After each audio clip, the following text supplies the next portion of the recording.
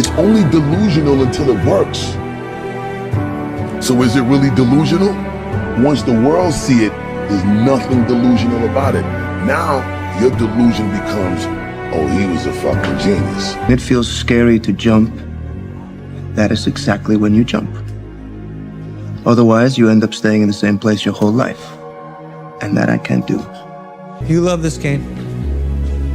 I mean, love it with your whole heart. Because if you don't, let's not even bother. Let's not open that door. They're just gonna slam it right in our face. I love this game. I live this game.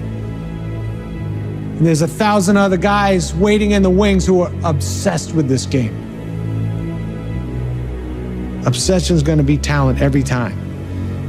You got all the talent in the world, but are you obsessed? Is it all you ever think about? Let's face it, it's you against you out there. When you walk on that court, you have to think, I am the best guy out there. The mud consumed each man till there was nothing visible but our heads. The instructors told us we could leave the mud if only 5 men would quit. Only 5 men, just 5 men, and we could get out of the oppressive cold. Looking around the mud flat, it was apparent that some students were about to give up. It was still over 8 hours till the sun came up. 8 more hours of bone-chilling cold. The chattering teeth and the shivering moans of the trainees were so loud, it was hard to hear anything. And then one voice began to echo through the night. One voice raised in song. One voice became 2, and 2 became 3, and before long, everyone in the class was singing. The instructors threatened us with more time in the mud if we kept up the singing, but the singing persisted. And somehow the mud seemed a little warmer, and the wind a little tamer, and the dawn not so far away. If I have learned anything in my time traveling the world, it is the power of hope, the power of one person. You've got the brains, you can make decisions, you can study the plan, you can change your life, you can grow immensely in the next few years, you can make your dreams come true, you can build a financial wall around your family nothing can get through, you can become healthy, you can become powerful. Why not you? It's time to stay focused. It's time to decide clubs, partying, trying to fit in and socialize, rub elbows with everybody so people can stop calling you weird. Why are you so antisocial? Because I'm trying to get it. Why are you staying on the basketball court so much? Because I'm trying to get it. Why are you out there practicing in the hot sun when ain't nobody else out there? Because I'm trying to get it. Why are you not clubbing like every time I text you and invite you to go do something fun and cool, you always studying? Because I'm trying to get it. Whatever you do, you've got to be a little bit gone to it. You're not all there. You've got to be almost insane to your craft. Not a lot of people can understand that. That's why I don't know about nothing else. I do not pay attention to nothing else. There was games of football on yesterday, there was rugby, there was this, there was that. And like normal society is like, let's talk about this and let's engage in this. And I can't do it. I just don't, people are talking to me and in my head I'm counting something. I'm counting up a number or I'm knee deep in a sequence on the mat or on the feet. That's my life, sequences and numbers, nothing else. I cannot pay attention to nothing else. 75 years. That's how much time you get if you're lucky. 75 years, 75 winters, 75 springtimes, 75 summers, and 75 autumns. When you look at it like that, it's not a lot of time, is it? Don't waste them. Get your head out of the rat race and forget about the superficial things that preoccupy your existence and get back to what's important now. Right now, this very second. And my biggest fear, honestly, was, let's say this. Let's say I don't care if you believe in God or not. I don't care. So this is play a game with me. Let's say you're God, and we have a big long line of people. And I made it to heaven. I'm 75 years old. I'm 300 pounds. I made it to heaven. I worked for Ecolab my entire life, spraying for cockroaches. That's what I did. But I'm dead. I'm in heaven now. And you're judging us all now. So we're in line. We're all sitting there in line. You have Adam Brown. He has a big board up, and you're talking to Adam Brown about his life. And you rip it down, and I'm next in line, David Goggins. I see my name, I see all this shit, and God goes, hey, you say, read this, man.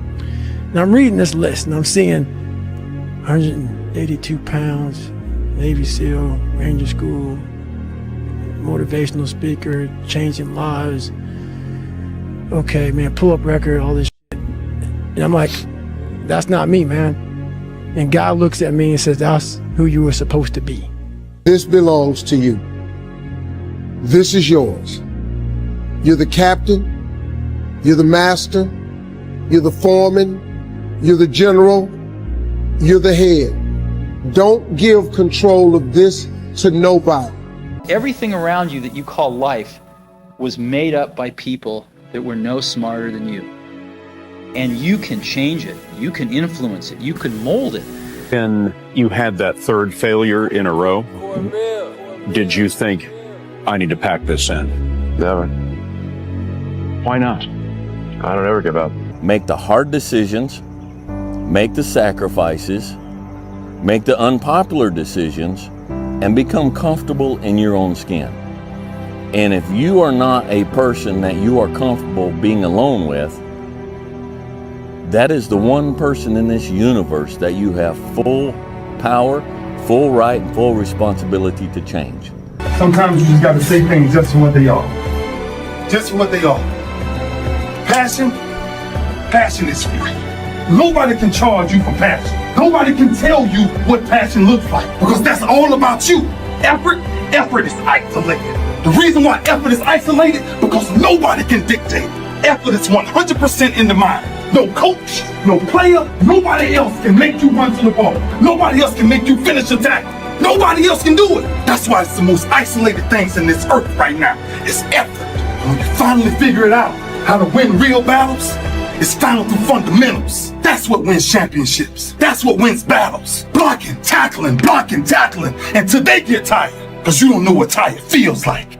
I'm always waiting for everything to be perfect before I live my life.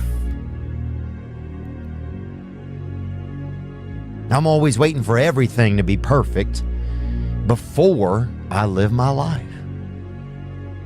As soon as these things line up, I'm gonna live my life.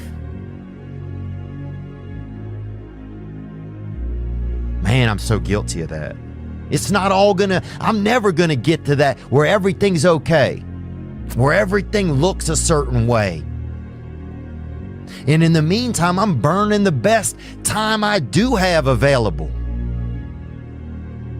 I'm burning that candle up. I'm burning this candle down, and I'm saying as soon as it gets bright enough, I'm gonna show up. But the candle's getting smaller. If you can see it here, and you have the courage enough to speak it, it will happen. You cannot change your life unless you change something. If you always do what you always did, you'll always get what you always got. To get something you never had, you have to do something you never did. Les Brown's a motivational speaker. He made an analogy about this. He says, imagine you're on your deathbed, and standing around your deathbed are the ghosts representing your unfulfilled potential. The ghost of the ideas you never acted on, the ghost of the talents you didn't use. And they're standing around your bed, angry, disappointed, and upset. They say, we came to you because you could have brought us to life, they say. And now we have to go to the grave together. So I ask you today, how many ghosts are going to be around your bed when your time comes? Not on this stage just because of talent or ability. We're up here because of 4 a.m. We're up here because of 2-a-days or 5-a-days. We're up here because we had a dream and let nothing stand in our way. If anything tried to bring us down, we used it to make us stronger. We were never satisfied, never finished, will never be retired. My high school English teacher, Mr. Fisk, he had this beautiful quote, and it read, "Rest at the end, not in the middle." And I took that to heart. I believe there's time for resting at the end, but for me, that time is not now. To have a dream, sacrifice for it, and never ever rest in the middle. When I seen that Bentley at the boxing gym, and I seen that diamond Rolex, I said, I want that. And I knew what it took. So I know when my opponent is asleep, I'm out there at 4 or 5 in the morning, chopping trees, working, to this day. Because I can retire today. I'm well off, very comfortable. But I got the will to win. Damn, Ron, come on! What's the matter with you? There is no tomorrow. There is no tomorrow. There is no tomorrow.